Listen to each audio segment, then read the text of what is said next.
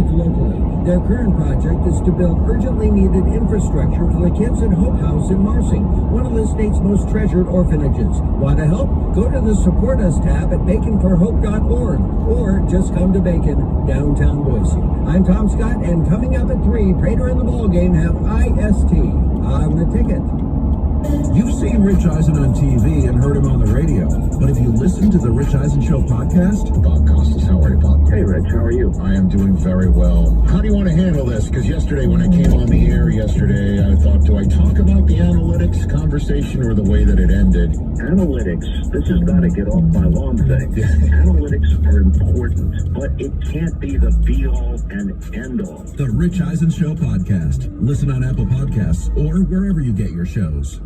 Hey, Treasure Valley, Grant Peterson Jr. of Bronco Motors Nissan, Idaho's #1 Nissan dealership. The Broncos are back on the blue. Braden here. Do you think the Broncos have room for me to walk on? How about you stick with helping people get great deals with the Nissan year-end sales event? Good idea, Trinity. Lisa New Sentra S for just $159 a month with automatic emergency braking standard. The all-wheel drive Rogue S is ready to take on the competition, and snowy roads lease for $179 a month. Rush to Bronco Motors Nissan for game-winning offers. Minutes from anywhere, the Idaho Center Auto Mall, and shop online anytime at BroncoMotorsNissan.com. Like us on Facebook, send us a snap, follow us on Instagram, and Twitter. Rogue SLP 517-035, lease selling price $28,035. Sentra S LY 258 871, lease selling price $20,840. Idaho's #1 Nissan dealership based on Nissan October 2020 sales report. The bottom line is trust. That's the bottom line at Bronco. Today at 3 on Idaho Sports Talk, the very latest on the Boise State football coaching search. And we'll hear from 2 Bronco football players who won't be back next year as they pursue the NFL. That's today on Idaho Sports Talk, Sports Radio 93.1 The Ticket.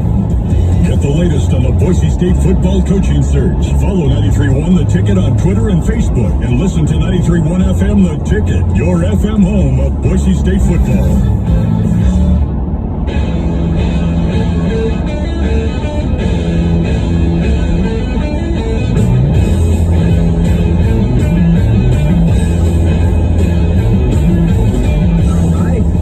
Tierney back. Hopefully everybody had a magical holiday, great weekend, long weekend. CBS Sports Radio, CBS Sports Network. We'll get to the Steelers here in a second, tell you what's coming up the rest of the show. We've got 5-Star Rewind up next, the Dolphins and the Fitzmagic and the decision.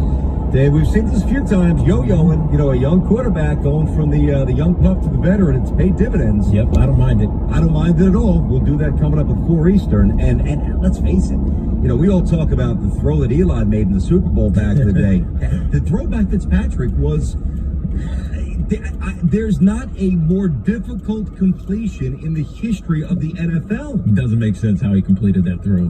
Blind, basically his helmet being ripped off, and 30 yards downfield, and maybe it was luck, but I'm sure it was pretty amazing. It was crazy. He's had such a unique career. We'll get into that coming up next segment. Next hour. Brady and the Bucs looked great. Brady's out. The offense was rolling. We'll do that coming up an hour or two. Just how quickly can Trevor Lawrence help propel the Jaguars into relevance, I should say, and winning. They got the first overall pick. That's a done deal. Jets locked into the 2 spot. All right, listen. The Steelers won a game, so let's not bury the lead. They needed more than any team this weekend. I agree, BT. They needed a win, and they got it. Before we start nitpicking, let's talk about the win. Just what is it? How satisfying is it? Like the exhale, the collective exhale that leaves a locker when you're scuffling and everybody knows it and they're calling you out, right? And you win a good game against a good team. What does that do to change the dynamic? It's like, man, we don't suck now. Because even if you know that you're still good, but you've lost some pieces, as we've talked about a lot, some injuries on the defensive side, and you're just inconsistent. You're like, God, we suck, man. You start to convince yourself that something's wrong, and all it takes is a win to get back on track. And it was a necessary one, and it was an important one, especially because how they won. BT, they were down 17 midway in the third quarter in this game. Yep, and it looked like, they can't do anything. They can't run the ball to save their lives. Nope. At one point in the game, I think they had like -1 yards carry. I'm not talking about like in the first quarter. I'm talking about like midway in the second quarter. They couldn't ever get anything done. And Ben Roethlisberger had turned into this dink and dunk. Let's get the ball out of your hands quickly. We got so many playmakers in your wide receiver room. Let's let these guys make plays. They finally started to get good again when they started taking shots, because that's what Big Ben is great at. Now, as long as you protect them, that's going to be available because their receiving core is so good. At the end of the day, though, BT, a win to stop the slide, because there was a shot that I was looking at their schedule and looking at, I don't know how this game was going. Like, they're going to start 11-0 and then finish 0-5 and make the playoffs. But how horrible does that feel to finish the season that way? This was a good Colt team that they were able to bludgeon, because they started playing better on defense, back into their space, and ultimately snuck away with the win. Yeah, they needed this. They outscored 21-3 in the second half, and then they start to assert themselves in ways that we haven't, not running the ball, but in ways they had a bunch of sacks. We haven't even really seen that necessarily in the I think they had 5 or 6 yesterday. I think that it's a little misleading, the win. I think it's a little, and I'll tell you why. Again, the Colts are a good team, generally well coached, good skill position, good defense, good players, right? But the things that we were pointing to, like what ailed the Steelers really since that Ravens game the last 5 weeks or so, is that, Ben Roethlisberger was averaging 45.5 attempts per game. He threw it 49 times yesterday. Yep. That didn't change. They haven't run the ball. As Tiki pointed out, at one point, I believe it was early in the third quarter, they had negative yards. They ran it 14 times. They had 20 yards on the game. That's almost 20. hard. It's almost hard to do. That's what I'm saying. And by the way, Tiki, it's not like Big Ben was sacked 8 times and he had negative 36. He only had like negative 2 yards himself. Benny Snell had 6 carries, no yards. I mean, they had 20 yards running the football in almost January. So, yes, this secures the division. This changes the complexion of the game next week. Again, with the Browns. Hopefully the Browns are healthy and full. And we'll get to that mess later, a little later. They're in 5-star. But I cannot, after being very critical, at least very honest, about the Steelers for the last 5 weeks, I'm happy they got a win. I'm happy they stopped the bleeding. But I don't perceive them to be a different team than I did before, we hung up on Thursday. Now, look, BT, they needed to play well, but then they also needed to like convince, I think even themselves, that they had an it.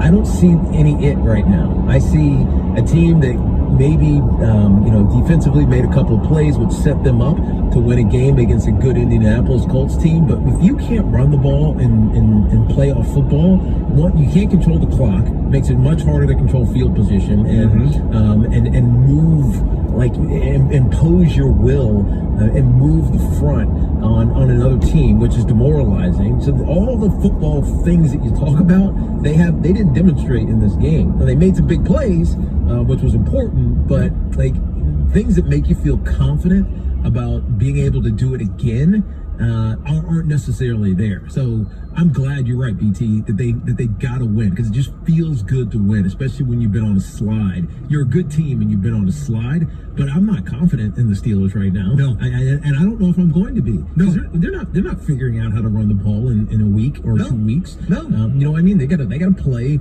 in the wild card weekend, and whoever that matchup happens to be, we know they're going to know what the weakness is. Stop the run, force Big Ben to hold the football, and he's going to make mistakes. We've seen it all season long. Listen, there's a point, and it happened, I guess it was last year. Yeah, I guess it was last year, the start to the Pats, right? Historically, their defense was great. I mean, really threatening some NFL records, points per game, and all the efficiency stats. And, eventually that sorted itself out. We were we were definitely overreacting to the statistical achievement up until that point, and we probably lost sight of the context of who they were doing it against, where the numbers were generally skewed because they were being, like, I know they had the Jets at least, I think it was twice. The Dolphins were a mess early when they killed them. Remember that? That was when Antonio Brown scored his only touchdown with the Pats, and I think that was week 1 or 2. It was very early. Dolphins were among the worst teams in football. The point being, for a while, and then they got their act together with Coach Flores, as we know. But you can react to stats too early. Same with baseball. The guy, guy's OPS is 709 in May. All right, if he's a star, it's going to get to where. If it's Mike Trout, it's going to be at 900 at the end of September in a normal season. But when it's week 16, and now it's going into week 17, and I know I've said this a few times, but you're bottom 5 in pass block win percentage and bottom 5 in run block win percentage, that's a big problem. That's right. And one win doesn't absolve you of those issues. They don't rectify those issues. They are season-long, inherent issues that generally will derail your season quicker than fans want it to. Yeah, and especially when we get to the next season, the postseason, you know that the good teams are going to exploit that. They know what your weaknesses are, and it's. I'm not counting out the Steelers because Mike Tomlin's a good coach and Big Ben is a really good quarterback. He's a Hall of Famer, right? And he's proven that he can pull the the proverbial rabbit out of the hat when need be in some clutch situations. But with that being said, I don't know how you feel confident watching this team play because it's almost like they put themselves in position in spite of themselves, right? You know what I mean? Yeah. So, they're an exciting team, but they're not at the same time. If that makes any sense, Makes total sense. They're a conundrum in so many ways this year because there's so much talent on offense, and it's young and it's explosive with Claypool and Juju and all these guys, but at the same time, you just don't feel good about them. And so a win's a win. Yeah, you chalk it up. It's a victory. We're good. We're sitting pretty. We got the division. That's the easiest way to get to the postseason. We all know, but you're not feeling confident if you're the Steelers right now. There's still so much work to go, and you're only 1 week. You only have 1 week left to do it against the Browns team is pretty good. No bye, obviously, this year. Just one team with the bye in each conference. Kansas City wrapped that up. Kansas City looked that sharp. We'll get to that a little later as well.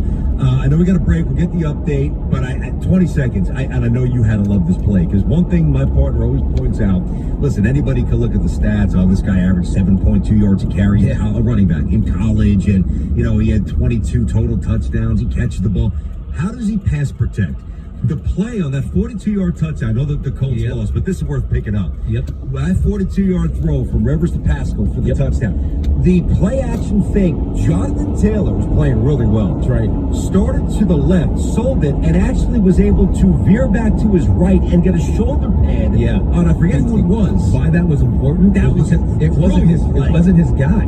That's what I'm saying. That's why I appreciate it as I'm watching it. That's not his guy. Like at that point, so many times the running back's like, all right, I'm not even looking at him. My guy's not here. I'm just going to go and be a check down. Right? He noticed it. He saw the guy, and he must have noticed it right at initial contact for the I forget the lineman who got beat, but.